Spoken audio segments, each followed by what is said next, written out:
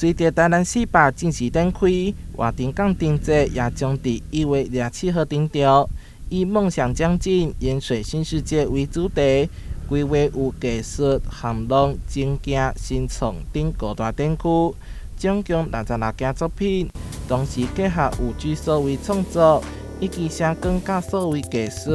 让这届灯节更有看头。我们有一件很精彩的作品是黑川互动的沙盒再造的计划然后这一次我们其实也有一件是来自于日本的作品然后它其实带着一个日本的文化当中很特别的锦鲤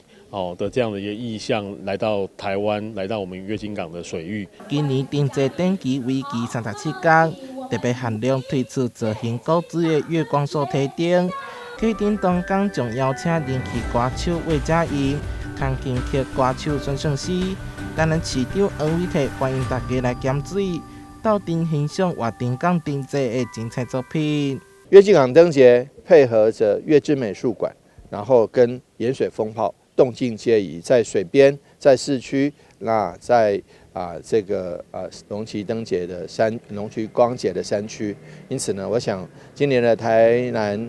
过年期间2、3月间，真的是美不胜收。活丁港灯节伫这几天创下110万参观人次，更是打造一项第一。唔那是台湾文化节庆的典范，也带动经济的发展。台南新闻所采访报道。